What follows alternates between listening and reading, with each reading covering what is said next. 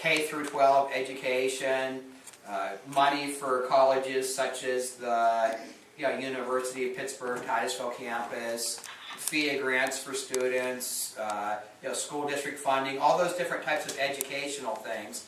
That's about 40% of the budget. About 25% of the budget are the different medical programs, things like nursing home care, the CHIP program for kids, medical assistance for low-income people and people with disabilities, things like that. Another big chunk of the budget are the different programs for things like intellectual disabilities and mental health, foster care, all those types of things. So when you look at those medical types of things and welfare department types of things, that's about 39% of the budget. About 6% of the budget is for the state prison system. It's unfortunate we have to spend that much on prisons, but we do. And about 4% of the state budget is debt service to pay off debt for the borrowing the state has done. Now, the state only borrows money for capital projects. If the state builds a building at a college campus or replaces a bridge or something like that, that's what the state borrows money for. Now, in Washington, they borrow money for just about everything. They just pay for regular daily expenses with borrowed money. We don't do that at the state level. We only borrow money for capital projects. Now, everything I said so far adds up to about 90% of the proposed budget. The other 10% of the budget is everything else, all the different departments and agencies that you normally think of. The court system, the Department of Health, the Department of Agriculture, Department of Environmental Protection, all those different agencies and other departments are that other 10%. So most of our state budget is for education spending, for medical programs, and then for human services program through the Department of Welfare. That's what most of our state budget is used for.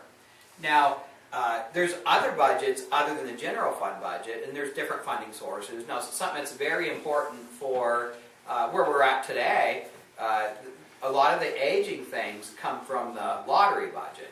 And some of you may have heard about the proposal that the governor wants to privatize some of the management of the Pennsylvania lottery. And the reason he wants to do that is so that it would generate a higher profit. And with those profits from the lottery, that's what pays for things like senior center funding, the PACE program, the property tax rent rebate program, the shared ride program. Some of you may use the CATA, shared ride program. Those types of things are funded by the Pennsylvania lottery. So the theory is the government isn't very efficient at running a lot of things. So if you let a company run something, their costs are going to be lower, and they're going to be more innovative as far as trying to figure out how to make more profits and get costs down. And the estimates, I can't remember the exact dollar amount. I should have written that down. But it's going to be more money for all the things I just said, the PACE program, the shared ride program, senior centers, and things like that. Now, that proposal recently hit a snag. The Pennsylvania Attorney General has said that it's not constitutional for the governor to do that. So I'm sure it's going to end up in court, and they're going to decide what procedure has to be done. And hopefully they'll be able to do it, because I would like to see more money available for those types of things. A few other things going on in Harrisburg. One of the big issues that we're going to be facing is the state pension plans. We need to make some changes to the state pension plans. Right now, there's two major plans. There's the SERS plan, that's State Employee Retirement System, that's for state workers, and there's PSERS, that's the Pennsylvania School Employee Retirement System. Those two plans have an unfunded liability of about $41 billion. And that's a lot of money, considering the general fund budget's only $28 billion.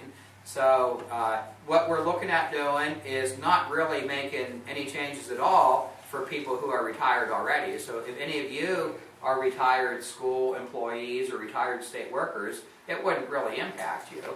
And any service that current state employees and current school employees, any service that they've already completed, we're not going to make any changes with that either. But going forward, every year that they work there, their pension benefit would accrue at a little bit smaller of a pace than it is now.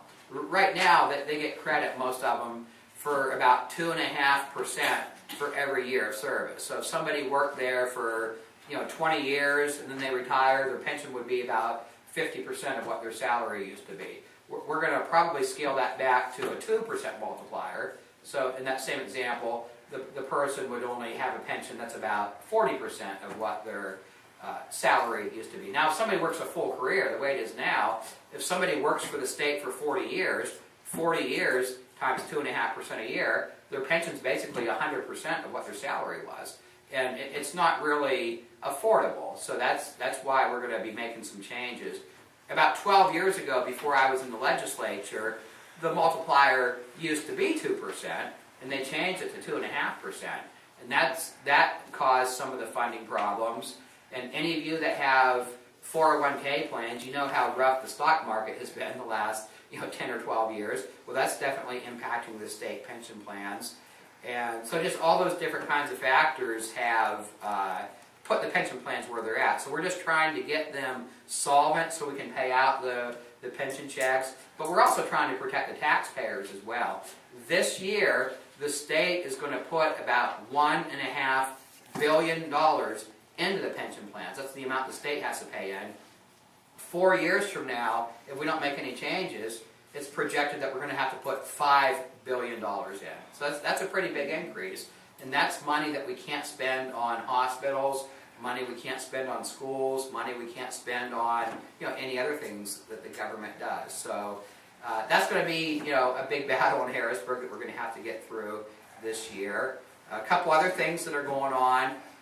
We're trying to figure out what to do for transportation funding.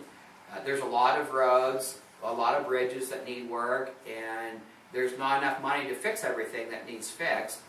One of the main things that the governor wants to do, and I don't think it's a good idea, right now there's a tax on the wholesale price of gasoline, but it's only applied to the first $1.25 of each gallon. Now, I just got gas today. It was $3.89. Gas costs about 3 times as much as that $1.25. So if you take the cap off of how much of it you tax, it would basically result in more taxes being paid per gallon of gas. And I'm pretty sure that they're going to pass that on to us. I don't think the oil companies are going to absorb that. They're going to pass that on to the gas stations, and the gas stations, they're going to pass that cost on to us. And what it would do, it would raise the price of a gallon of gasoline by about 28 cents a gallon. So that would, that would put it, about $4.20 a gallon now, based on what gas costs today. So I think we're going to have to look at some other option because most people can't afford that. So we're going to have to look at some other things that we can do. But we definitely need to take care of the roads and bridges.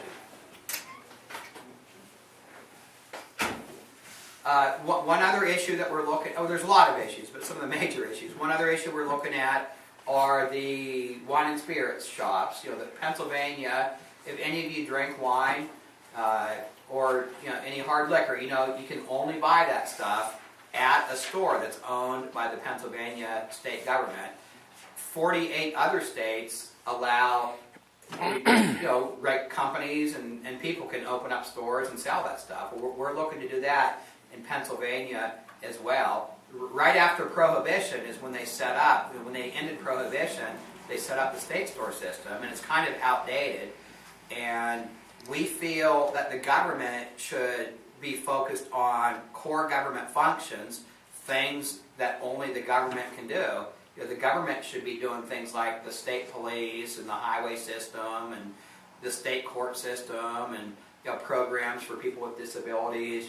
Things like that is what the government should be focused on. The government shouldn't be running retail stores.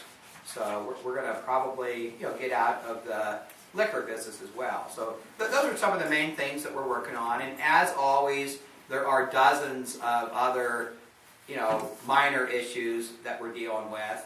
A lot of what we deal with in Harrisburg is just kind of mundane, almost boring kind of stuff. If there's a a vacant state building the state's not using anymore, and the state wants to sell it, the state can't sell it until we pass a law that lets them sell it. So we just do mundane things such as passing laws authorizing the state to sell property they don't need anymore.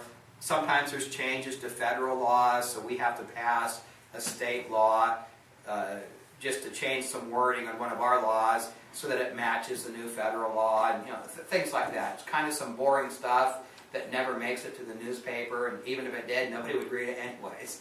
So usually, when you read about what's going on in state government, it's usually the major items that I just talked about, like the state budget, the pension system, things like that. Has anybody thought of any questions yet? I like to say